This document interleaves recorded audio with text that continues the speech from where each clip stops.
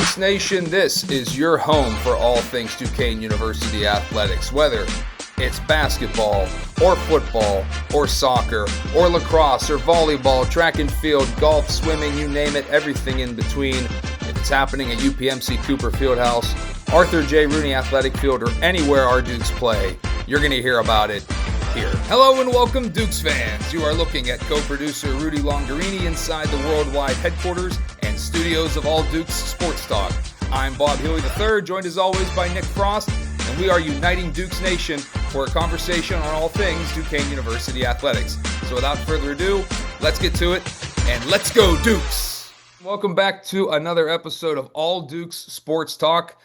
As always, I'm Bob Healy III, joined by Rudy Longarini and Nick Frost, and we have a very, very special surprise treat for Dukes Nation. One of my favorite players of all time at Duquesne in any sport, Mr. Billy Clark, joins us. Bill Clark, as many of you know, played Duquesne basketball from the 07-08 through the 10-11 seasons, and Bill was a huge part of getting us out of, well, I mean, really, during my undergrad days, we did not have good seasons. It was the Danny Nee years.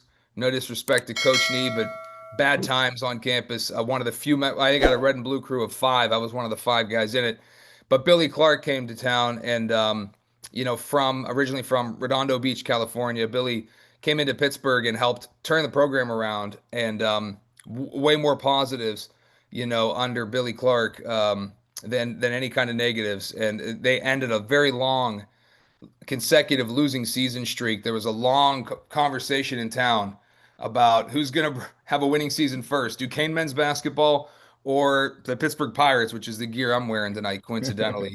And because of guys like Billy and Damian Saunders and Jason Duty and all those guys, and we'll go down memory lane with Billy, these guys brought us back to winning basketball, and it was a sorely needed thing for the campus spirit and for Dukes Nation. So, Bill, so very thankful you can join us on this episode of All Duke Sports Talk, brother. Hello, everyone. No, thank you for having me. I'm excited to be here. Nothing's ever last minute for me. I kind of on the go kind of guy, but I'm excited to talk Duquesne basketball and just reminisce on the past and just bring back some good memories. So Billy was kind enough to accept my invitation. We're recording at 10:35 p.m. Eastern on September 14th, Sunday night. I was invited. That's why I'm wearing pirate gear. I literally just walked into my Zoom and flipped it on. I went to the screening of the Clemente documentary about the legendary Latin ball player who played in Pittsburgh, and it's this awesome documentary. So I really recommend that if you haven't seen it. And I went to the screening at PNC Park and then came straight to do this show. And I'm reminded sometimes how lucky I am to be able to, be a part of this as a sports fan and get to talk to people like Bill and be around other athletes like I was around tonight. So Bill, yeah, you filled in admirably for us on late notice, but you are coming in from the West Coast, or at least Mountain Pacific time, right? You're living in Arizona these days, so not too late for you. Yeah, it's not too late. What are you Um, doing out in Arizona now? well, after I was in California, and then I was like, you know what? Everyone kept saying, you know what, you should try college coaching because that would be a good avenue for you. And I know I wanted to check it off the bucket list. So um, I was just kind of asking all past coaches, Coach Lewis, Coach Everhart, Coach Gary. And Uh-huh. believe it or not, Coach Gary is like, I do have an open position. And I'm like, okay, where is this at? And he's like, it's in Georgia. Like, okay. I mean, Georgia's nice. I'm a big fan of Georgia, nothing wrong. And then I was like, oh, what part? And he said, Macon, Georgia. I was like, all right, I've never heard of this, but I Googled it and I said, oh, we're going to be in some trouble. We're going to be in some trouble. This is not Atlanta. This is so end up going to Macon, Georgia to coach, 1 year at Mercer University. And then I realized after 1 year, college coaching is not for me. And I said, all right, well, let's move back to the West Coast. But I didn't want to pay California prices. So I commend Rudy for doing that. And I moved as close as possible to California without having to pay that price. And I welcome Arizona. Bill, I understand you're still involved in selling insurance. You're my life insurance guy. Yep. I highly recommend it, not just to Rudy and Nick joining us on the call. If anyone has needs to Dukes fans, Billy and I connected via the Duquesne basketball Facebook group. he told me what his services were. He had a couple phone calls, and then he got me a really, really great deal and explained it very well to me about the investment that it can be, and that it could pay off, regardless of having to obviously cash in if you pass away. So yeah, anyway, Bill could be your guy for that. We'll make sure we put your contact info somehow out so we can let our fans know and our followers. If you guys, for those younger fans who aren't aware of Bill's background, Bill was a big part, an all district first teamer in 2010-11. Somehow second team all A10 that year, but a first team all district guy. So you figure different voters vote different ways, but he was also named to the collegeinsider.com All-America team, Riley Wallace All-America team, which had 8 seniors that were, part of a team's success in all phases of the game throughout their careers. I can go. Bill scored 20 or more 10 different times in his senior year.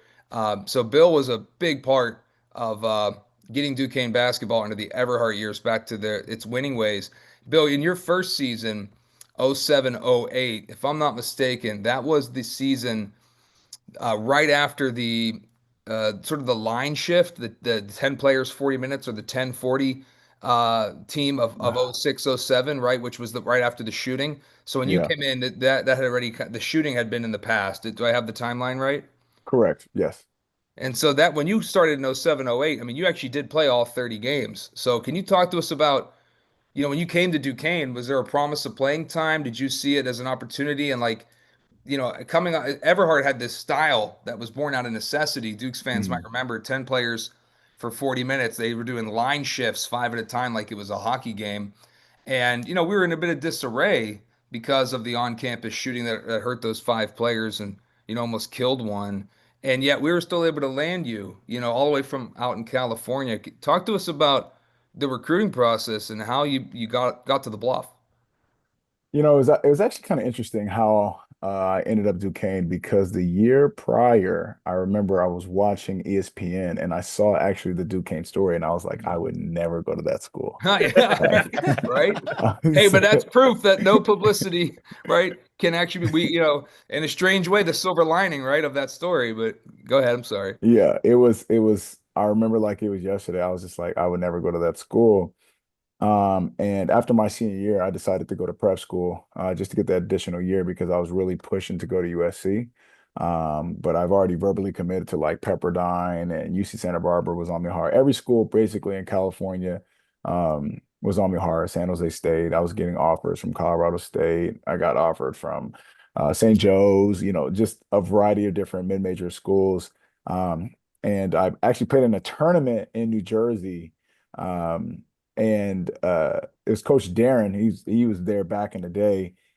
He actually I the game that I scored 7 for 7 from three, and he offered me right on the spot. He's like, "We want to bring you in. Coach Everhart's ready to go."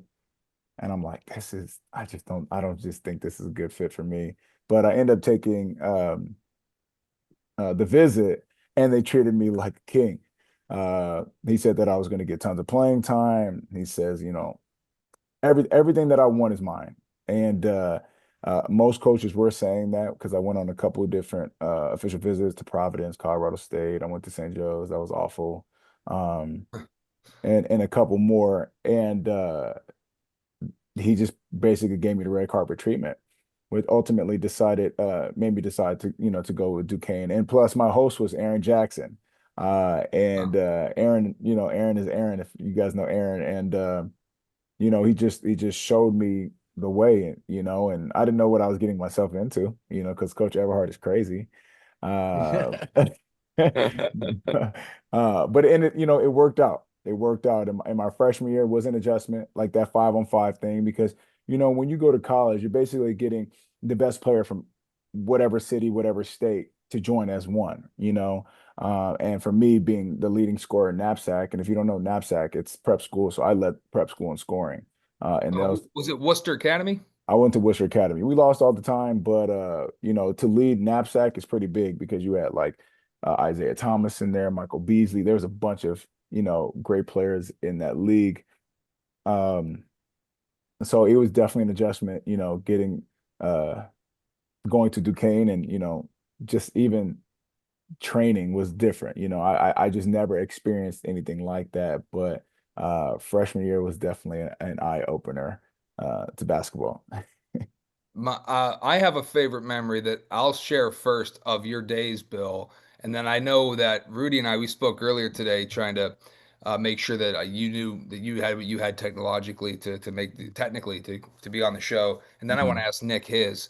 But my favorite memory of yours and your team, other than making it all the way to the A10 final in '09, which seemed like a fever dream considering the seasons I witnessed as an undergrad, um, and then to be a fan outside the student body, just an alum, seeing you guys almost pull that off. That was fantastic. But there's an individual moment that I think most Dukes fans know what I'm talking about, and I think it was the win against the ranked team at Palumbo Center, and if I think it Mhm. was not it St. was Louis? Xavier. Xavier, Xavier. Xavier. Xavier. It was Xavier. Okay, Yep. and I think they were ranked, Bill, 8 or 9 in the country, 9. and you guys beat them by 4 at home, and Mhm.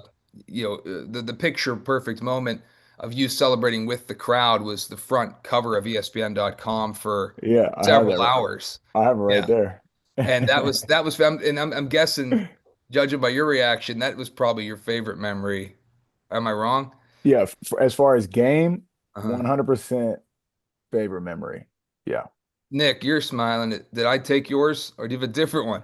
No, I mean, the first question I have is, how did you and Damien get along all 4 years? I mean, you two kind of seemed like a dynamic duo. I kind of started following Duquesne basketball your senior year, and I still remember, uh, my freshman year was the year after you graduated, but I remember watching the ESPN ticker on the NBA draft, like looking at your two names, thinking, man, maybe one of these two guys can get picked in the second round. Um, how is that relationship in kind of just building from freshman year all the way to the senior year journey? So me and Damien, we complemented each other very well, because we were both undersized at our position. So we had to work so much harder than everybody else. Even when we would play Temple, their four-man was 6'9", so I'm guarding someone 6'9", and he's guarding someone 7 feet. And the fact that we were just around each other so much, just always goofing around and talking mess to each other. I think because of that, we built such a strong relationship, and we love to win. We love to compete, and I think that is the reason why we were so successful. Um, Even though we went to, like I said, a mid-major, we were successful, not just for mid-major, but just for all NCAA throughout our career.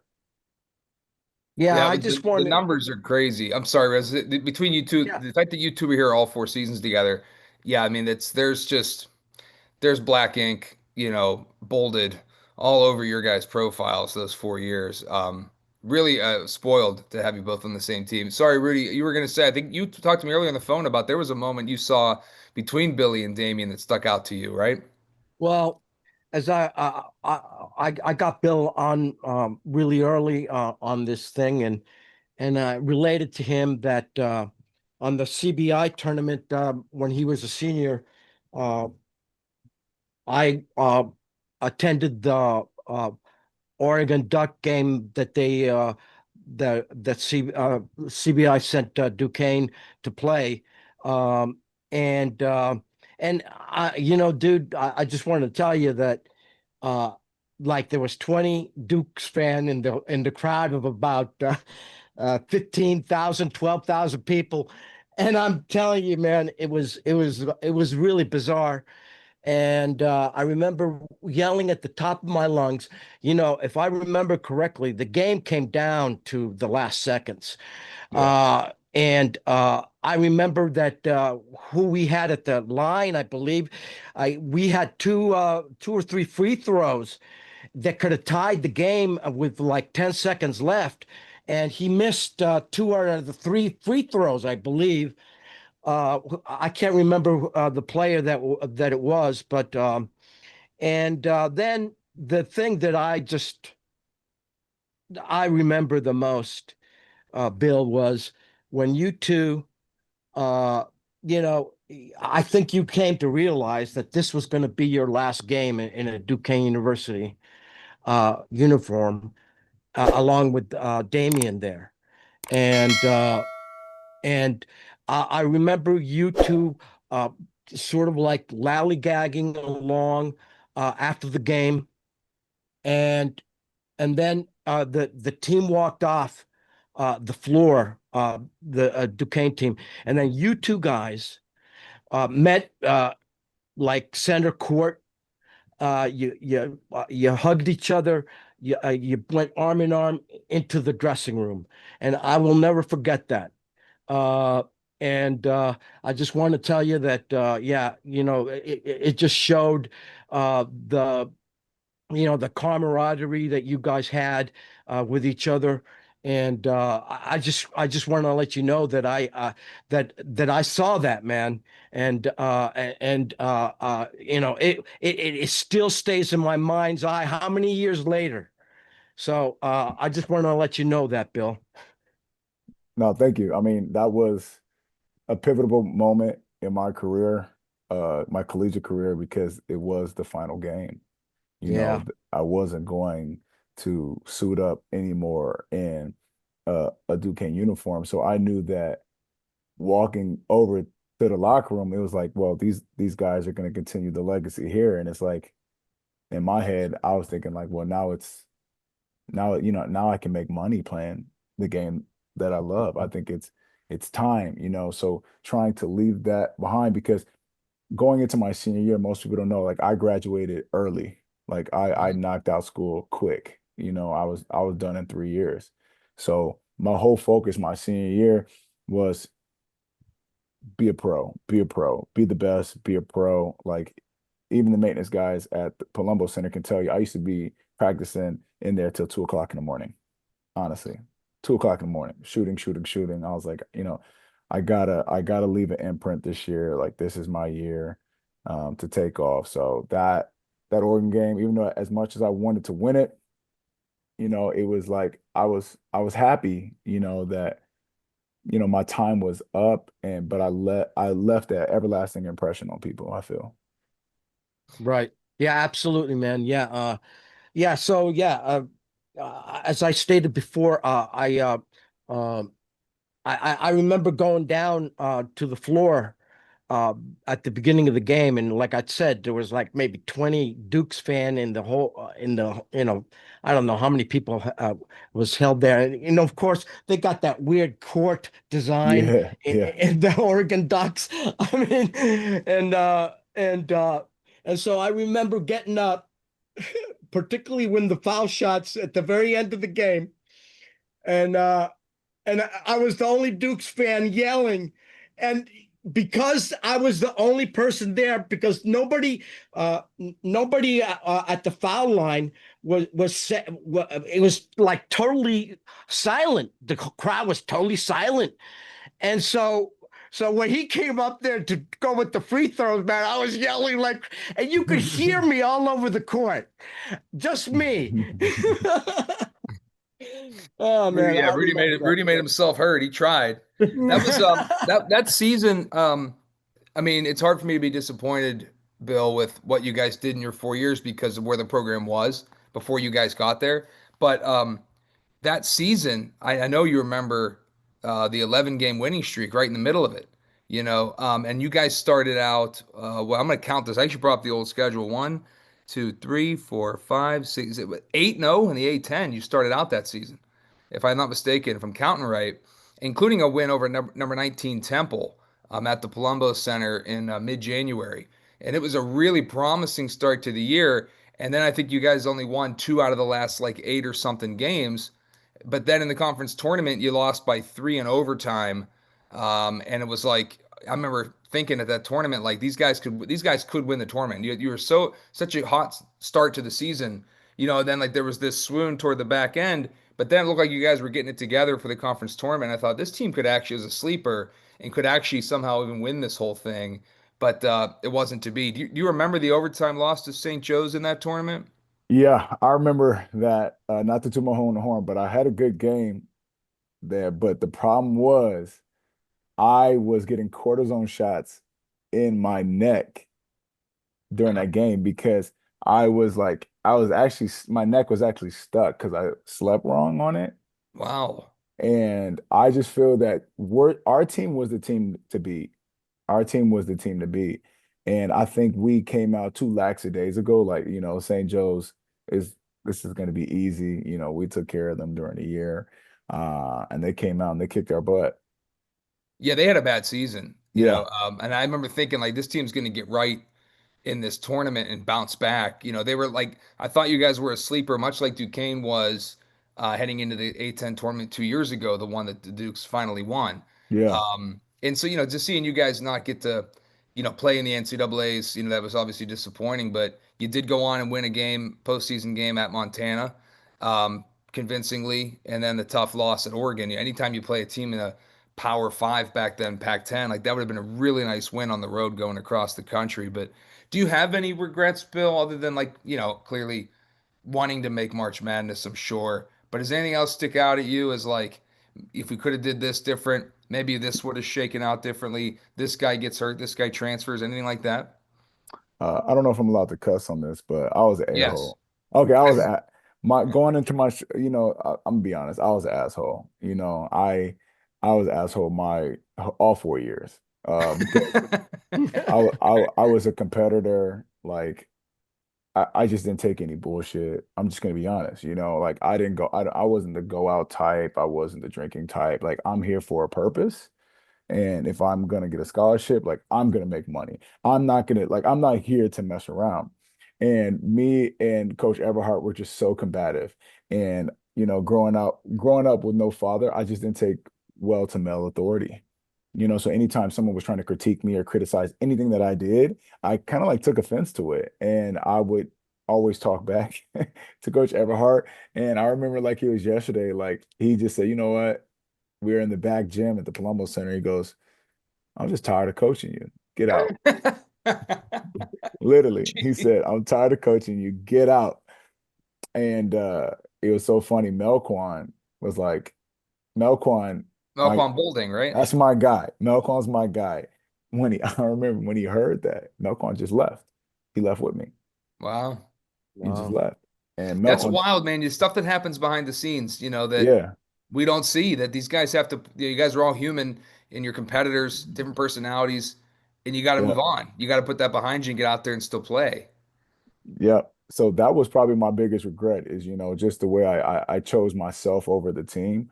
But I mean, what most people don't even realize, which I've never really even talked about, is because I graduated early, you would be surprised how many teams wanted me to go. Right, right. So I was like, man, I had a good junior year. Like I'm going to be even better my senior year. So I was like, should I go to University of Washington? So I was in the talks with them. Like I was going to go to a big time school because I was confident enough to be able to play, but that doesn't mean that I was going to be confident enough to, or the coach would be confident enough in me to get the necessary playing time I need to have a good senior year. So I swallowed my pride and, told Coach Evar, that I'm sorry and I want to be a better leader and be, better for the upcoming team. And I think that's the reason why we were so hot my senior year because I had something to prove, something to prove to myself, to my family, to my team. And I was on a mission. I think we were all on a mission. And I mean, it's your senior year. You want to go out with a bang, right? You don't want to go in the season like 0 and 12, and then you just, because professional teams, they look at that. They see if you're a leader, they see if you're a winner. So that's probably my biggest regret was my mouth. Oh man, people don't realize that if you do graduate on time, at rules at the time, you would not have had to sit out had you transferred, so Correct. you could have went anywhere. Anywhere. That's wild. I did not realize that that was under consideration. I hadn't realized that you graduated early until I did some more research on you. I do know you were a admissions employee. That was like a part-time job you had on campus, which had to help when it was time to recruit. When I'm sure you helped recruit some of your teammates because like Billy knows he'll take you on a tour, right? I don't know how I got recommended so bad because I was lying so much. You were just making up stuff around the campus. I was making up everything, and it was just so funny because sometimes I remember distinctly one guy corrected me because he went to Duquesne. And That's I was making up everything, but I was funny. So I was like brutally honest about the food and fantastic. you know how some of the cats and dogs won't even eat it. Like I would just say like funny. But I how are would they just going to say know? You could tell them that that building's for, that's where the priests play pickup basketball. They wouldn't have any idea. You they can just have say whatever you want. no Yeah. idea, but you can ask Debbie. Debbie would tell you. I would get Zoo like gates, right? yeah, I Yeah. get like 15 different recommendation emails all the time. And she would just post them on the refrigerator. She's like, "What are you saying on your tours?" I'm like, "Please don't ever come on the tour." Like, look, are they getting deposited or not? That's all. At the end of the day, are they Yes. here? Right? Yes. We were talking about, Nick mentioned guys maybe playing professionally. I want to ask you about what happened, playing wise after college. Did you try to keep playing? How long did you stick with it? Were you and what was it like also playing with McConnell, who did make the NBA? Did you ever see that possibility? A lot of people never saw that coming. You played with him for 1 year. So I'll ask about you first. Mhm. How was the transition to life after college ball? How long did you try to keep playing and all that? Well, the cool thing was being at a mid-major, there was no expectation of you going to the next level. And what I mean by that, it's like, okay, you can play pro, but to go to the NBA, it wasn't common unless you were a high mid-major like a Davidson, Stephen Curry, like San Diego State, like the high mid-majors that got TV time. But the lower mid-majors like Duquesne at the time, who really didn't get TV time unless we were playing against like Pitt or Xavier or West Virginia or Temple, they didn't really think anything of us.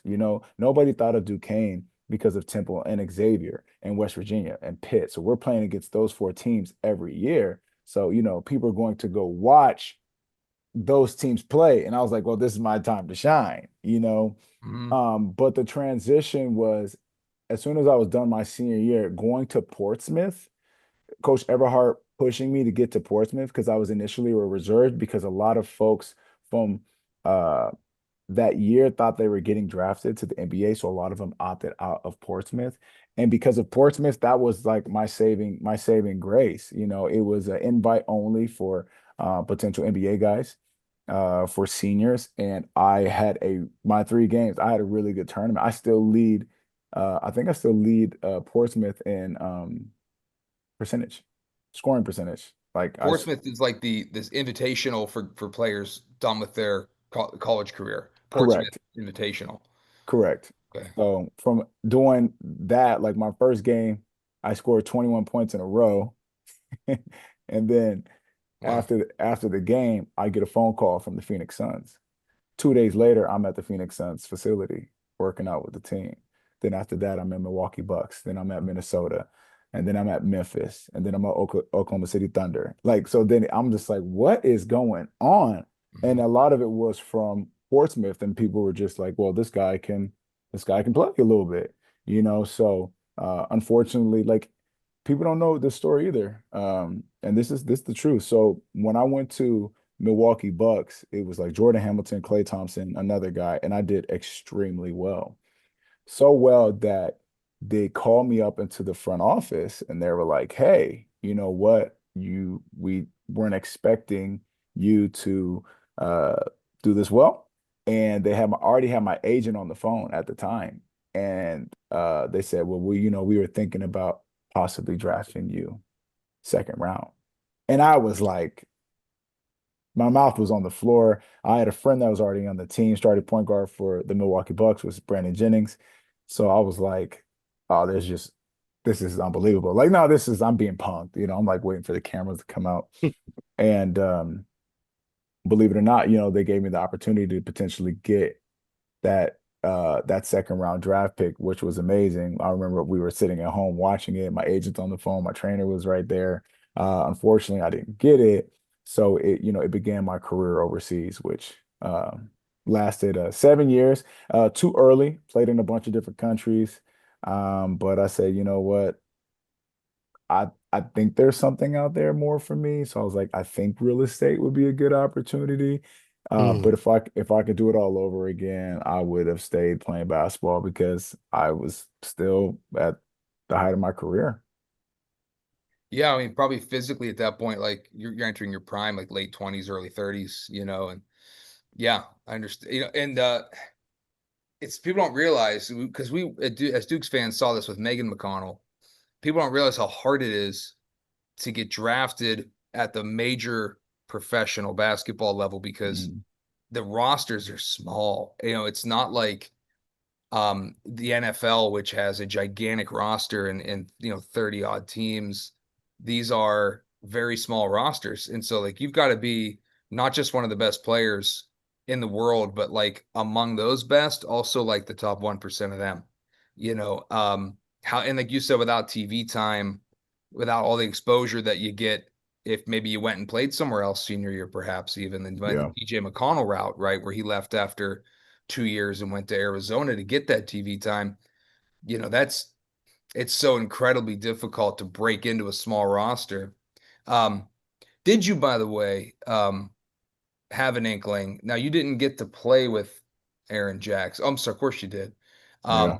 You played with Aaron. Now Aaron had a cup of coffee with Houston. Actually, got all the way to the conference finals with them when he came in at the end of the season and played on their playoff roster. And that was his only year with the Rockets, was 17, 18.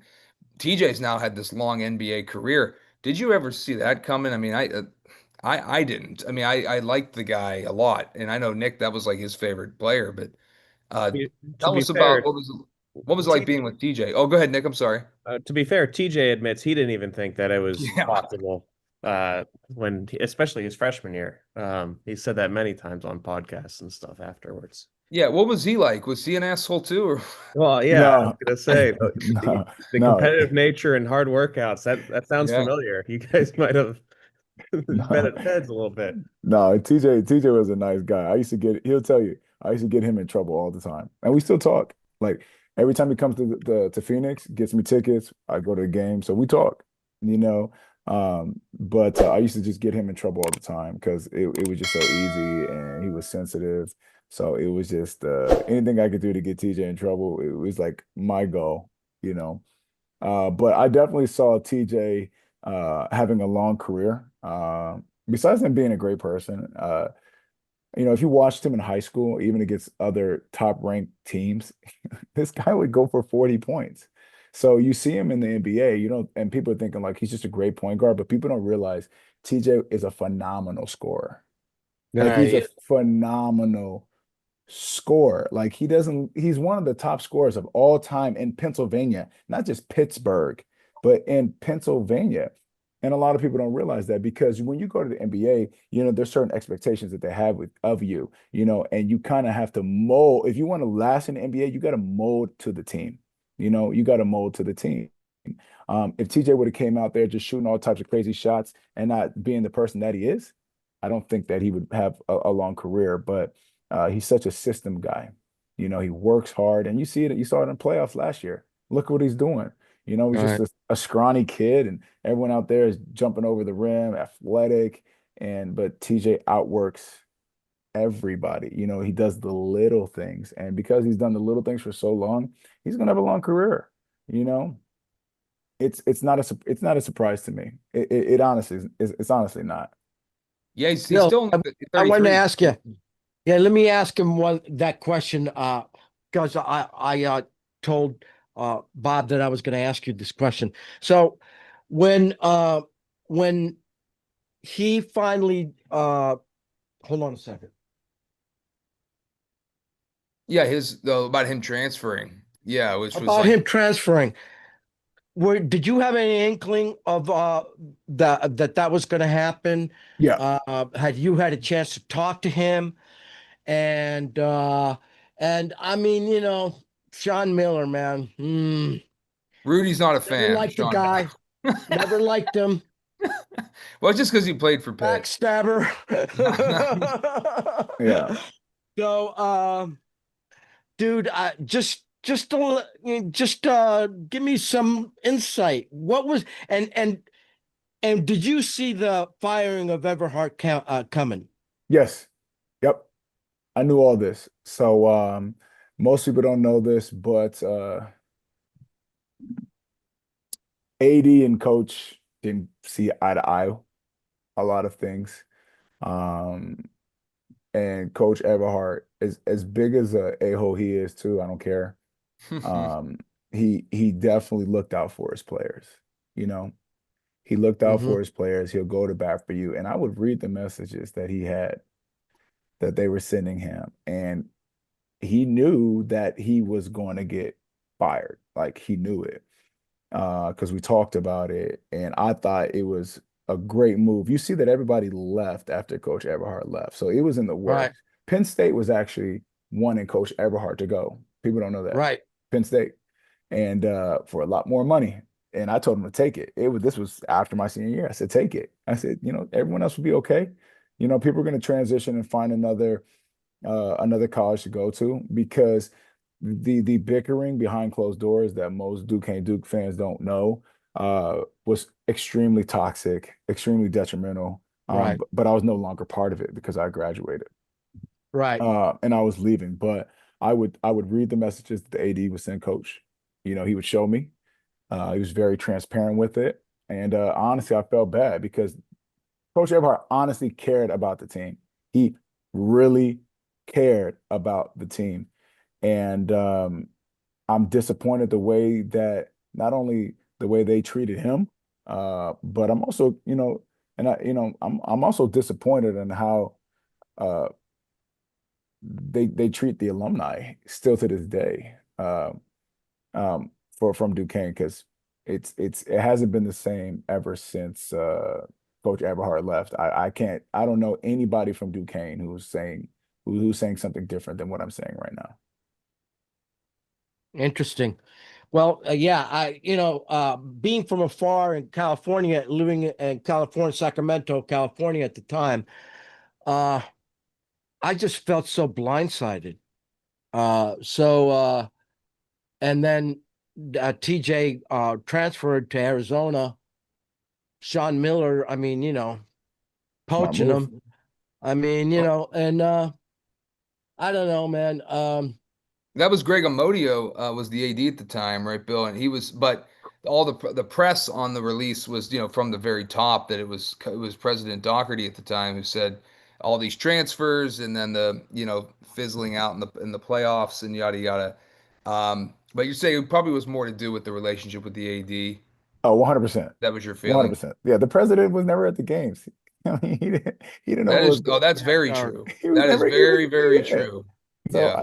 I don't want people to, you know, to think that, Coach Everhart wanted to leave because he didn't want to leave. And I feel like ever since he left Duquesne and ended up going to West Virginia, he hasn't been the same. He hasn't been the same because all he wanted to do was coach and be a head coach. But he said, if I'm not gonna be a head coach, then I can coach with my friends down in West Virginia, where his family and brother and everyone is living. But it was extremely toxic, Rudy. yeah, And there was a lot of players talking about transferring because Coach Everhart was actually very being transparent that he doesn't know if he's going to have a job or not. So Mike Talley left, and TJ left. So it was Melquan left. There's a bunch of people leaving not because they didn't want to play for Duquesne. It's because when you transition to another coach, who knows if you're going to play or not? You know, like they can bring in their own people, so it was just an unsettling feeling, and I'm glad that people left that toxic situation because right after Greg Amonio left too, so it was like it was a very interesting, weird situation that I remember like it was yesterday. I don't want to steal all the questions, and Nick, you can feel free to jump in on this too. But Ken Gormley, who's the soon to be outgoing president, but he was the president basically the entire time I've been teaching at Duquesne, and it's hard to argue with his success athletics wise and even university wise. Dr. Gormley, he's been a much more visible person at the sporting events. You're totally right, Bill, that Dr. Doherty was almost never around sporting events on campus, and Dr. Gormley is his fingerprints are all over where Duquesne athletics is now. Nick, did you have that same feeling? Because you were there while you were there as a student while Doherty was president. Yeah, I think the word that is always gonna ring in my ears from Doherty is libertine, which he called I his own remember that. students. Yeah. Uh, and again, he wasn't present as the president of the university, so he wasn't very well liked from at least my group of friends while we went there. And honestly, 2015 was the change of the AD and the president of the university. That kind of seemed like the year where things started to correct themselves, especially from the athletic standpoint. I remember the athletics department having meetings with Greek life and student life leadership to try and drive student interest more at games that same year as well. So it really felt like the focus of trying to make athletics more prominent for the whole university happened that year. And so I think that was kind of the changing point. I'm glad it happened. I think everybody here can say that it's turned out really well. Um, has has your interest as a fan changed at all, knowing that leadership changed? I still follow um all the time. Like there's nothing that I from from every coach from I don't remember all their names, but I remember from LIU when he came over. That Very. was yeah, that was a disaster. Oh, Um no, man. that was That that didn't work was Oh out. my that was God. so bad. Don't Like get me started on him, yeah, man. that That was guy was so a bad. disaster. But that's what I'm That saying. That you see, but this is what the kind of stuff that they were doing, to like it was kind of it to me was like a slap in the face. He was absolutely horrible.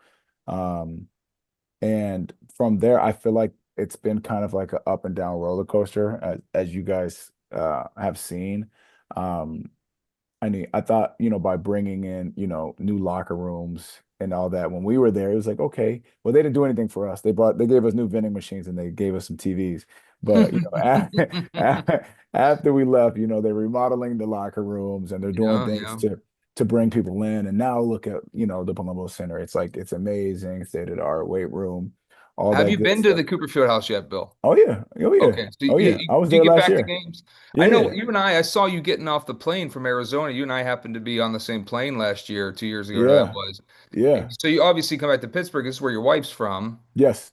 So when you're here, I mean, you come to games. Yeah, we definitely want to. We haven't been to a game yet, but I've been to the Palumbo Center um, in the off season, in the summer, just to check it out, to show my kids. But I would love to see a game.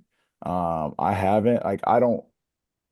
I mean, I don't really know anyone there anymore because even everybody, Saba, Hightower, everyone's gone. Not You know, Hightower. well, yeah, Hightower's there. Still I know there. Hightower's still there because we still talk, but In fact, everybody, he got ran over yesterday on the sideline at the Lehigh game. It was hilarious. He got oh totally laid boy, out. Yeah, it was he was yeah. laid out. Anyway, he came back in. He got taped up on his nose and everything. Oh wow. Yeah, Yeah. see everybody left, and Yeah. my guy Dr. D, who's now at Robert Morris, um, you know, I saw him last time I was there last summer, and I know Coach Lewis from my time is over there. So, I try my best to follow games. Like, I mean, even when they were at the NCAA tournament, I made sure to watch the games because I live in Gilbert, Arizona, and and Mhm. and out here, majority of the guys are Mormon and they went to BYU. So I had to make sure I was talking all types of mess to let them know, what time it was, and I was happy about the outcome. But yeah, I try my best to follow, but I mean, I stay close. I stay close following it. Bill, I promise you, if you came back to Cooper Fieldhouse and your face came up on the board and Bill Clark came up and you were there, you would get a very loud ovation. I guarantee it. Because the Duquesne faithful, those of us who follow this like we do, I mean, we know, the names Jackson and Saunders and Clark in some order during that time that led to this program's turnaround from just the depths of the putridity that it was for a while. That's not lost on us. And you could do a 3-person bobblehead and we would probably sell out. I mean, it would be cool. Yeah, you'd get a nice ovation. I mean, and you know us now, so when Yeah. you come back, we absolutely would. I know Duquesne fans would love to see your face at a game. That would be really cool. Do Yeah, you I'll make sure to come do out to that? this. Do Yeah. that. Hey Bill, what how do if people do want to because as a Dukes fan, I loved that you were, we're all Dukes here. We're getting me to this life insurance policy, and I'm not the show's not about life insurance, but I do want to give you a plug and a shout out because you really did explain it to me because I know nothing about this stuff. And I'm like, why do I need insurance? I'm not gonna die. If I die, I can't spend it anyway, and I don't want that to be the only reason I get the money. And you were explaining it as an investment. I'm not asking you to go into those details, but if people want to know about it, how can they contact you? I can say my phone number, which will probably be easy, If you're or comfortable with that, or you oh can say yeah, your email. What do you oh want to yeah. do? Well, Um, I could put it up with graphics and edit it in too. So That's what we'll whatever do. you want to do, your email address or your phone number. Yeah, I mean, if I got a business card, I can send it to you. Whatever is easier for you guys, because I would love to, and that's another thing about not just about insurance and like helping folks getting insurance, but also helping college athletes after um, sports, trying to get into something instead of working the regular 9 to 5. I think it's a great avenue because the kind of money that I make selling insurance was the kind of money I make playing basketball. So that tells you a little something, and to have that kind of financial freedom, without having to clock in, clock out, and just have that competitive nature. I think it's a great avenue to jump in, and then a lot of athletes. Is athlete is the reason why I'm in this business. So this is a great industry for athletes, and so I highly recommend it, and I also highly recommend individuals making sure that they're covered for themselves and for their families. Hey guys, anything last thoughts for Bill? I'll let you guys talk to him one more time if you want to, because he's got young kids he's got to get to, and we also want to. It's East Coast time for us now, and Nick and I got kids, and we want to wrap up our show too. So Bill, we'll let you go first, but Rudy, Nick, anything other for Bill? No, just a promise that if you come to the Pittsburgh area during a Duquesne basketball game, you've got tickets. We'll find a way. I For sure. appreciate that. Thank you. Hightower would have hooked them up. But we'll Oh get you. yeah. We'll get you the attention. Yeah, the marketing people at Duquesne have come a long way, by the way, since you played there. You know what I mean? And yeah, I think they do jump at the opportunity to at least recognize you. So, Awesome. Thank you. Rudy, anything else for Bill before we let him go? No, man, I just reiterate that he's always been one of my favorite all Duquesne Dukes basketball players of all time, just because of his spirit um, and and his leadership, man. You said that you were an a-hole, but you were an a-hole to the enemy too. I Yeah. He mean, was that's our the he whole was point. our a-hole. Yeah. You're I was our like a-hole, I was like man. Draymond. I was like Draymond Green out there. Yeah, I'll take five. I'll take five Billy Clarks, believe me. Hey, Bill, we're gonna put up your phone number and email then. We'll do it graphic wise. So if you guys want someone to explain it to you like you're a 5-year-old, like you did for me, it was really helpful.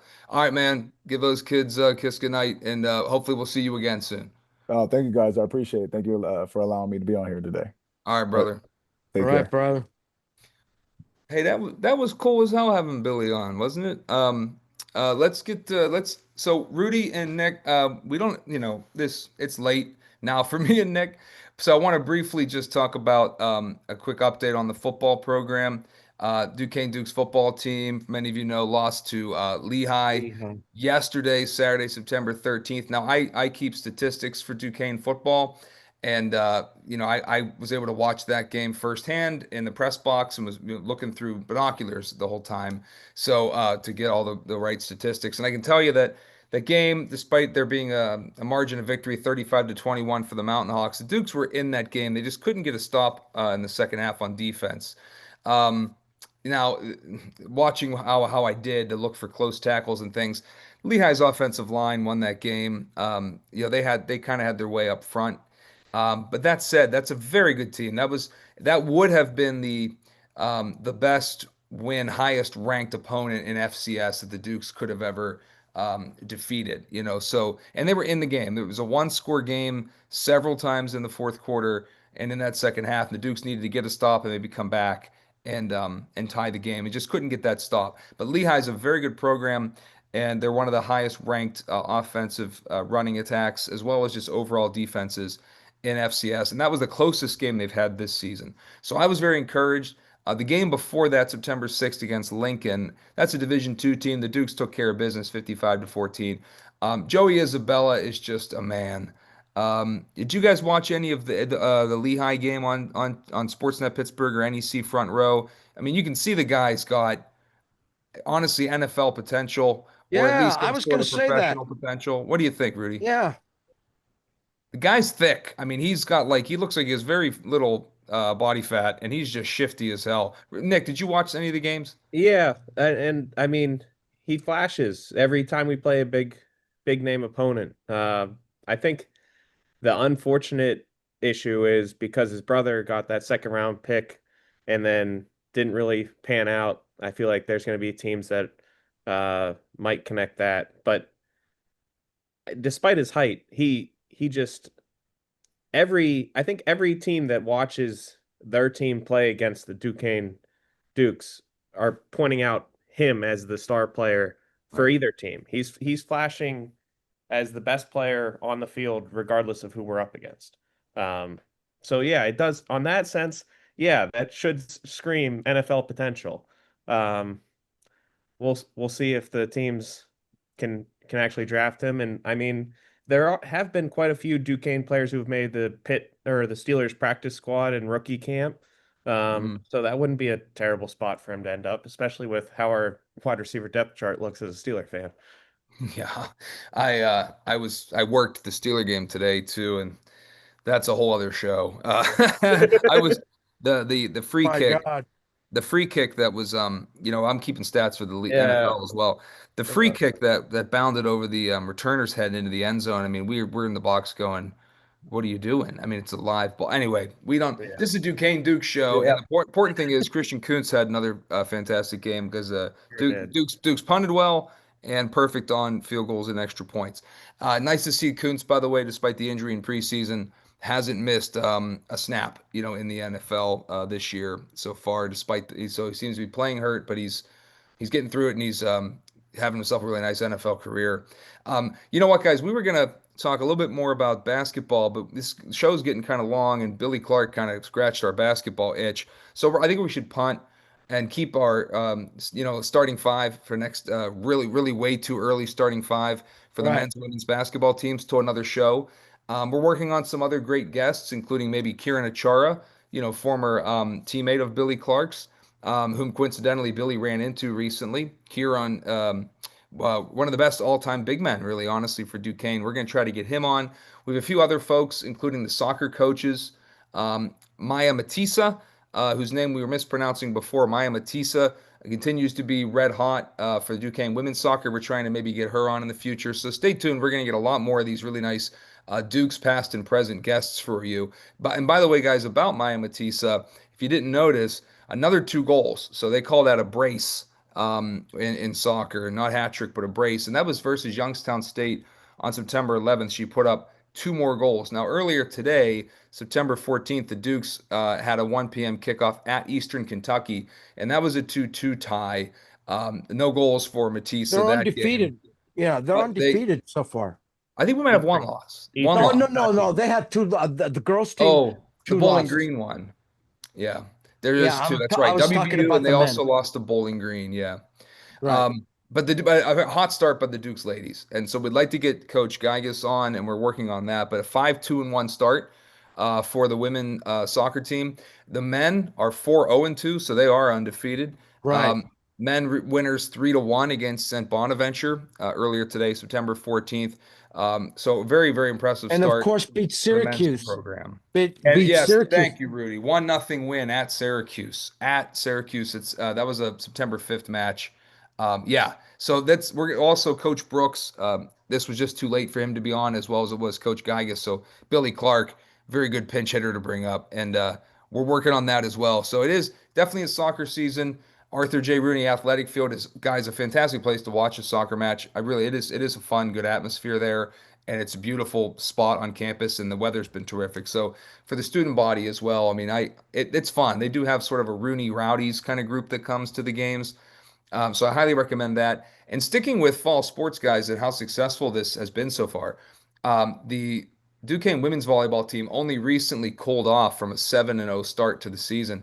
Women's volleyball was off to a 7-0 start after beating Southern Indiana this past Friday at an invitational in Oxford, Ohio, the Best Western Invitational, and then they lost to Middle Tennessee later that day, and then Miami of Ohio yesterday, the 13th. By a 3-2, 3-1 and 3-2 scores respectively, but still 7-2 start. And then the Dukes will come home to host the Duquesne/Robert Morris Invitational September 19th and 20th against Buffalo and St. Francis, respectively. So a chance for you to get to the UPMC Cooper Fieldhouse and check out women's volleyball as well.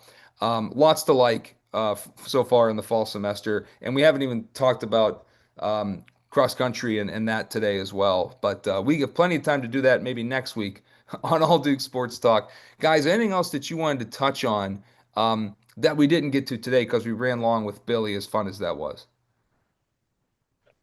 No, I mean, Nick, how about you? You got something to say? Uh, with Maya, I just wanted to shout out that she's now tied the program history in goals in a Right. season already, which is an incredible accomplishment. And then on the guys' side, I tapped into Zach Weiss, the constant Duquesne reporter, to get some inside knowledge. Asked him what the biggest surprise was. He mentioned that freshman Alex Posada has played every single minute on defense. He's one of the two players on the men's side who's played every minute, the other player being the goalie. So shout out to Alex, freshman star on the defensive side. Definitely is the coach's trust if he's played literally every minute of the season. Alex Posada, I'm going to show Oh yeah, he our looked. viewers this guy. Oh, He's a defender from Hampton Bays, New York, and 5'11", 170, good size for a freshman. He's probably going to continue to grow. So that's really cool. And that's a talk about wind. You know what I mean? Like talk about being in shape to play every minute. I mean, that's insane. So that's really cool. That's saying a lot. And hopefully we can keep him here for, for maybe 5 years. By the way, the NCAA recently had a lawsuit filed against it by some former student athletes. I don't know if you guys saw this news. Um, Protesting more or less or appealing that to a higher court that it's unfair that the NCAA restricts you to 4 seasons of competition within 5 years. So in Division One sports, anyway, your 5 year clock only stops when you serve military or religious or some other extenuating circumstances you have to apply for. But at all levels of the NCAA, you get five. You can basically have one non-participation red shirt. And what these student athletes are arguing is if you're practicing with the team, if you are considered rostered anyway, you're still fully complying with all the NCAA bylaws. There's no reason why you shouldn't be able to play 5 years in just four. So I'm curious to see how that'll play out. If you're following that in the news, it is something to look for. And thanks for bringing up Maya Matisa and that accomplishment, Nick. I want to show some Maya stats as well. There's a good look at Maya there. And I apologize for misspelling her name earlier at an earlier show. But yeah, Maya, the senior from Ursuline Academy, Lebanon, Ohio. Just to look at her numbers, if you want to see how many goals she really has. We have not entered conference play yet. And still, this young lady, as you can see here, has 10 goals in just how many matches now? 8.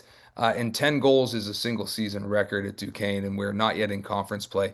Now, clearly, non-conference, maybe the schedule, right, isn't quite what the A10 schedule will be, but you can't be upset with 10 goals. And it looks like she's the leading candidate for the Cy Young Award because she's 10-1. That's what they say to people who go with only goals and no assists. It's kind of a hockey term. So that's pretty cool. oh. Guys, that's all I have, unless Rudy, you wanted to drop in anything. No, man. You know, we're just gonna go with the starting five way too early next week, and let's go on from there and see what happens. And maybe we can get Coach Brooks on here next week. And yeah, Well, you guys stay tuned. I'm looking at our script here, guys, and I think that's pretty much what we wanted to cover. And as Rudy said, we'll do our much, much too early starting five for Duquesne men's and women's basketball for the 2025-26 season on the next episode of All Duke Sports Talk. By the way, as we sit here, September 14th, if I'm not mistaken, it's 50 days till tip-off. So the timing's pretty good to start looking at something like that. So until next time, for Nick Frost, for Rudy Longarini, and our man Bill Clark, who joined us, we'll see you on All Duke Sports Talk next time we get together. Good night, everybody. Shoo, shoo. Rah, rah. Let's go, Dukes.